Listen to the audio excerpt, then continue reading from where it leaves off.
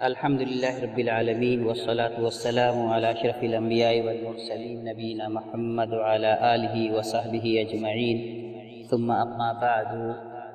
گزشتہ درس میں ہم نے تعمیر کعبہ اور قرب بعثت کے کچھ احوال سنے تھے۔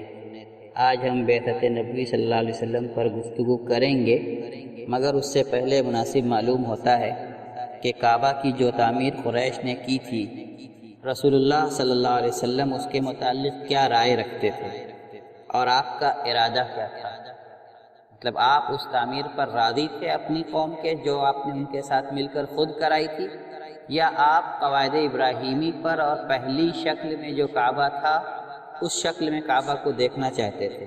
جو بات قابل ذکر ہے وہ یہ کہ قریش کی تعمیر سے پہلے کعبہ کے 2 دروازے جو زمین سے لگے ہوئے تھے، قریش نے صرف ایک دروازہ باقی رکھا، اسے بھی زمین سے 2 گز اونچا کر دیا۔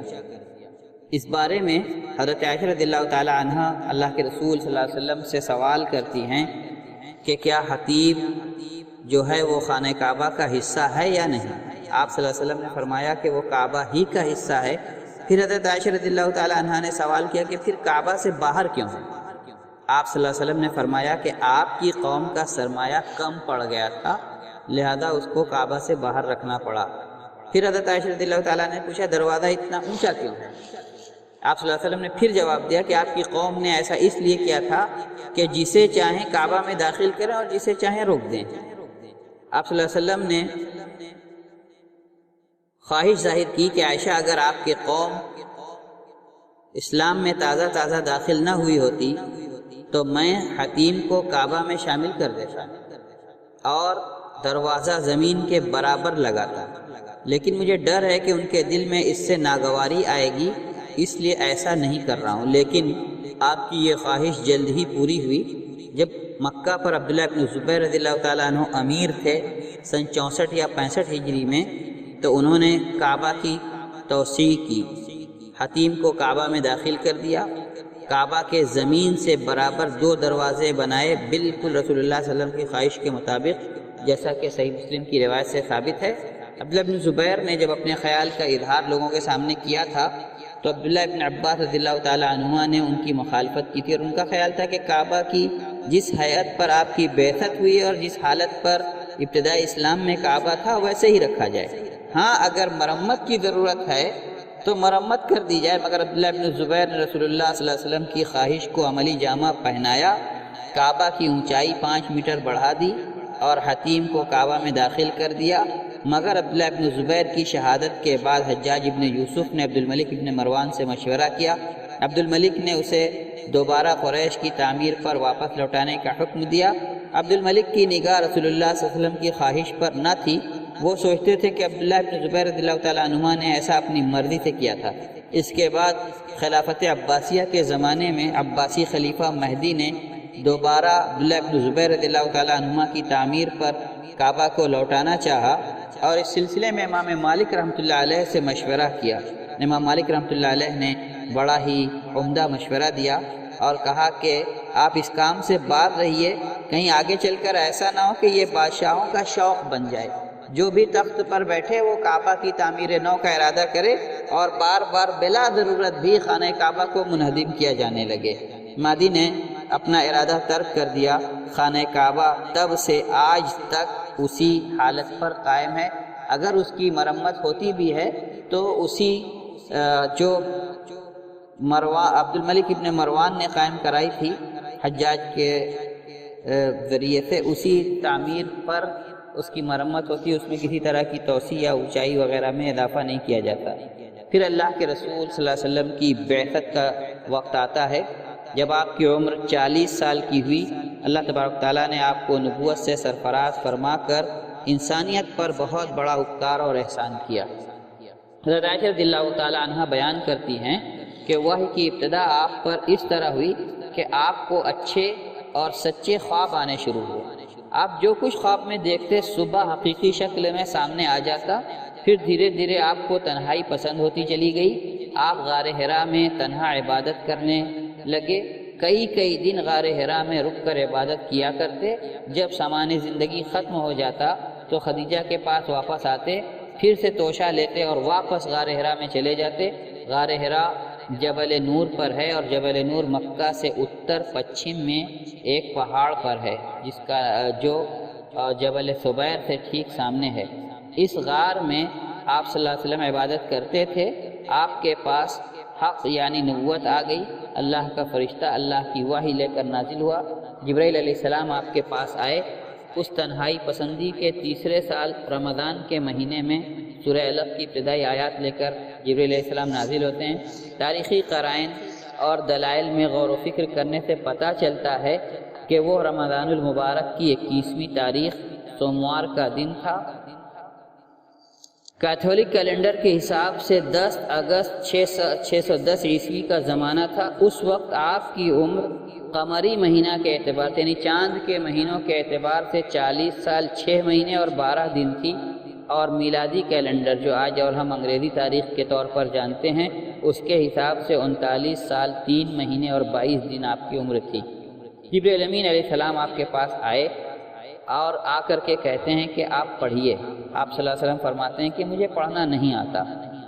جبرائیل امین صلی اللہ علیہ وسلم آپ صلی اللہ علیہ وسلم کو زور سے بھیجتے ہیں اور پھر چھوڑ دیتے ہیں، جس سے آپ کو کافی مشقت بھی ہوتی ہے، اور پھر کہتے ہیں کہ پڑھیے۔ اللہ کے رسول صلی اللہ علیہ وسلم پھر کہتے ہیں مجھے پڑھنا نہیں آتا، پھر دوبارہ زور سے بھیجتے ہیں اور چھوڑ دیتے ہیں اور کہتے ہیں پڑھیے۔ آپ کہتے ہیں پڑھنا مجھے پڑھنا نہیں آتا۔ تیسری بار زور سے بھیج کر چھوڑتے ہیں اور کہتے ہیں اقرأ بسم ربک الذی خلق خلق الانسان من علق اقرأ وربک الاکرم الذی علم بالقلم علم الانسان ما لم یعلم۔ سورہ علق کی یہ ابتدائی آیتیں نازل ہوتی ہیں۔ قرآن کی ان ابتدائی آیات کو لے کر رسول اللہ صلی اللہ علیہ وسلم لوٹے، دل دھڑک رہا تھا۔ حضرت خدیجہ سے کہا مجھے چادر اڑھا دیجئے، چادر اڑھا دیجئے 2 مرتبہ کہا، اور پھر دھیرے سے دھیرے ڈر آپ کا دور ہوا۔ حضرت خدیجہ نے وجہ پوچھی کہ آپ اتنا ڈرے ہوئے کیوں ہیں؟ آپ صلی اللہ علیہ وسلم نے فرمایا کہ میرے ساتھ یہ واقعہ پیش آیا، غار حرا کا سارا واقعہ بتایا، اور مجھے میری جان کا خطرہ لگتا ہے، آپ اپنے اوپر ڈرے۔ حضرت خدیجہ نے کہا کہ ہرگز نہیں، قسم اللہ کی وہ آپ کو ہرگز رسوا نہیں کرے گا۔ آپ تو صلہ رحمی کرتے ہیں، دوسروں کا بوجھ اٹھاتے ہیں، محتاجوں کی مدد کرتے ہیں، مہمان نوازی کرتے ہیں، مصیبت کے ماروں کی اعانت اور مدد کرتے ہیں۔ پھر حضرت خدیجہ آپ کو لے کر اپنے چچیرے بھائی ورقہ ابن نوفل ابن عبد العزیٰ کے پاس آئیں، جو زمانہ جاہلیت میں ہی نصرانی مذہب اختیار کر چکے تھے اور عبرانی زبان جانتے تھے، اور انجیل میں سے جو کچھ ان کو ضرورت ہوتی عبرانی زبان میں لکھتے بھی تھے، لیکن اب وہ کافی بوڑھے ہو گئے تھے اور نابینا بھی ہو گئے تھے۔ حضرت خدیجہ نے ان کو سارا قصہ کہہ سنایا، کہا کہ سنیے آپ کے بھتیجے کے ساتھ کیا واقعہ پیش آ گیا ہے۔ پوچھا کیا دیکھا؟ آپ صلی اللہ علیہ وسلم نے پوری داستان سنائی۔ سنتے ہی حضرت ورقہ بے اختیار کہہ پڑے کہ یہ تو وہی ہے جو اللہ تبارک تعالیٰ نے موسیٰ علیہ السلام پر نازل کی تھی۔ کاش مجھے اس دن کچھ اختیار ہوتا اور میں تب تک زندہ رہتا جب آپ کی قوم آپ کو مکہ سے نکالے گی۔ رسول اللہ صلی اللہ علیہ وسلم نے حیرت سے پوچھا وہ لوگ مجھے نکالیں گے؟ ورقہ نے کہا کہ بے شک جو بھی آپ جیسی دعوت دینے کے لیے آمادہ ہوتا ہے اسے قوم کی دشمنی کا سامنا کرنا پڑتا ہے۔ اگر اس دن میں موجود رہا تو آپ کی بھرپور مدد کروں گا۔ مگر اس کے کچھ ہی عرصہ بعد ورقہ انتقال کر گئے اور وحی کا سلسلہ بھی کچھ دن رکا رہا۔ سیرت نگاروں کی راج رائے کے مطابق تقریباً 6 ماہ تک کوئی دوسری وحی نازل نہیں ہوئی۔ ورقہ ابن نوفل کے بارے میں راج بات یہ ہے کہ وہ مسلمان ہیں اور جنتی ہیں، جیسا کہ صحیح حدیث سے ثابت ہے، مگر صحابیت کا مقام ان کو حاصل نہیں ہے، کیونکہ رسول اللہ صلی اللہ علیہ وسلم کو اپنی رسالت کی تبلیغ کا حکم ہونے سے پہلے ہی ان کی وفات ہو گئی تھی۔ وحی کا سلسلہ رکے رہنے کے سبب آپ بہت پریشان رہتے صلی اللہ علیہ وسلم اور غمگین رہا کرتے تھے۔ کئی مرتبہ چاہا کہ کسی اونچے پہاڑ کی چوٹی پر چڑھ کر خود کو گرا لیں اور اس تکلیف سے نجات پائیں، مگر ہر بار جبرائیل علیہ السلام منادی کرتے کہ محمد آپ اللہ کے سچے رسول ہیں، اور آپ اپنے ارادے سے رک جاتے، آپ کو قدر سکون آ جاتا اور لوٹ جاتے، جیسا کہ بخاری کی صحیح حدیث سے ثابت ہے۔ وحی کے اتنے وقفے رکے رہنے کی حکمت حافظ ابن حجر رحمۃ اللہ علیہ یہ بیان کرتے ہیں کہ جو وحشت وحی کی آپ پر پہلی مرتبہ نزول کے وقت ہوئی تھی وہ وحشت آپ سے دور ہو جائے اور وہ تھوڑی کم ہو جائے پھر دوبارہ آپ پر وحی نازل ہو، تاکہ آپ وحی کے متحمل ہو سکیں اور اس کی ذمہ داریوں کے لیے آمادہ اور تیار ہو جائیں۔ جب آپ کو یقین ہو گیا کہ آپ کو نبوت سے سرفراز فرما دیا گیا ہے، جبریل علیہ السلام دوبارہ آپ کے پاس وحی لے کر آتے ہیں۔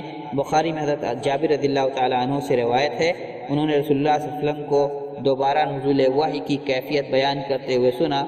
آپ نے فرمایا کہ میں راستے میں چل رہا تھا کہ میں نے آسمان کی جانب سے ایک پکار سنی، سر اٹھا کر دیکھا تو وہی فرشتہ جو میرے پاس غار حرا میں آیا تھا زمین اور آسمان کے بیچ ایک کرسی پر بیٹھا ہے۔ میں اس سے خوفزدہ ہو کر زمین پر بیٹھ گیا اور اپنے گھر چلا آیا اور کہا کہ مجھ کو چادر اڑا دو، مجھ کو چادر اڑا دو۔ اس موقع پر اللہ تبارک تعالیٰ نے مجھ پر سورہ مدثر کی ابتدائی آیتیں یا ایھا المدثر سے لے کر والرجز فہجر تک نازل فرمائیں اور پھر برابر وحی نازل ہونے لگی۔ یہ 2 مرتبہ وحی کے نزول کی کیفیت ہم لوگوں نے سنی۔ علماء کرام نے اللہ کے رسول صلی اللہ علیہ وسلم پر نازل ہونے والی وحی کو 6 قسموں پر تقسیم کیا ہے۔ حضرت عائشہ کی روایت کے مطابق پہلی قسم سچے خواب جیسا کہ ابھی ہم لوگوں نے سنا، اور دوسری قسم وحی کی وہ ہے کہ فرشتہ جو نبی کے دل میں کوئی بات ڈال دے، یعنی فرشتہ نہ ظاہر ہو نہ وحی کے نزول کی کوئی کیفیت ہو، فرشتہ نبی صلی اللہ علیہ وسلم کے بعد میں کوئی بات کے دل میں کوئی بات ڈال دیتا اور پھر آپ اس کو لوگوں سے بیان کر دیتے، یا فرشتہ تیسری قسم وحی کی ہے کہ فرشتہ کسی آدمی کی شکل میں نازل ہوتا، اور اکثر دحیہ کلبی رضی اللہ تعالیٰ عنہ کی شکل میں جبرائیل امین نازل ہوئے تھے، اور حضرت عمر رضی اللہ تعالیٰ عنہ کی وہ مشہور روایت جس میں ایک اجنبی مسافر کی شکل میں جبرائیل امین علیہ السلام نے آ کر اسلام، ایمان اور قیامت کی نشانیوں کے متعلق آپ صلی اللہ علیہ وسلم سے سوال کیا تھا، اور قیامت کی بہت ساری نشانیاں آپ سے پوچھی تھیں، اور اس کے وقت کے متعلق آپ صلی اللہ علیہ وسلم نے وہی کہا تھا کہ جس طرح آپ کو اس کا علم نہیں، مجھے بھی اس کا علم نہیں۔ چوتھی شکل آپ کو گھنٹی کی کھنک جیسی آواز سنائی دیتی تھی اور اس کے ساتھ فرشتہ نازل ہوتا تھا، اور وحی کی یہ شکل سب سے سخت ہوتی تھی آپ پر، اور آپ کی پیشانی پسینے سے شرابور ہو جاتی تھی، چاہے سردی کا ہی کیوں زمانہ نہ ہو، وحی کی شدت سے آپ کو پسینے آ جاتے تھے۔ اور وحی کی شدت کا اندازہ ایسے کیجئے کہ حضرت عائشہ رضی اللہ تعالیٰ عنہ فرماتی ہیں کہ ایک مرتبہ آپ پر وحی نازل ہو رہی تھی اور آپ کا سر میرے زانوں پر تھا، مجھے بوجھ سے ایسا محسوس ہو رہا تھا کہ میری زان ٹوٹ جائے گی۔ اللہ کے رسول صلی اللہ علیہ وسلم وحی کی اس شدت کو اور رسالت کی ذمہ داری کو پوری ثابت قدمی سے اٹھاتے تھے۔ 5ویں شکل وحی کے نازل ہونے کی یہ ہے کہ فرشتہ کو اللہ کے رسول صلی اللہ علیہ وسلم اس کی اصلی شکل میں دیکھتے تھے، جیسے کہ جبرائیل علیہ السلام کو آپ صلی اللہ علیہ وسلم نے پہلی مرتبہ غار حرا میں دیکھا تھا۔ نمبر 6، اور یہ بہت ہی اعلیٰ مقام ہے جو اللہ تبارک تعالیٰ نے اللہ کے رسول صلی اللہ علیہ وسلم کو عطا کیا، اسراء اور معراج میں بلا کسی واسطے سے اللہ تبارک تعالیٰ کا آپ کو وحی کرنا، اور اس 6ٹھی قسم میں رسول اور اللہ کے درمیان کوئی واسطہ نہیں ہوتا، اللہ تبارک تعالیٰ بلا واسطہ کے اپنے جس رسول سے چاہتا ہے کلام فرماتا ہے۔ تو یہ وحی کی قسمیں اور اللہ کے رسول صلی اللہ علیہ وسلم کی بعثت کے کچھ واقعات تھے جو آج بیان ہوئے۔ مکی زندگی میں دعوت کا سلسلہ کیسے شروع ہوا اور آپ نے اس سلسلے میں کتنی محنت کی اور کتنی پریشانیوں کا سامنا کیا اور ثابت قدم رہے، کن کن لوگوں کی جدائی کا صدمہ آپ کو جھیلنا پڑا، کن لوگوں نے آپ کی سب سے زیادہ مدد کی، اور کون سے لوگ آپ کے سگے نسبی رشتہ دار ہونے کے باوجود آپ کے سب سے زیادہ دشمن ہوئے، انشاءاللہ ان باتوں پر روشنی ڈالی جائے گی۔ وآخر دعوانا الحمدللہ۔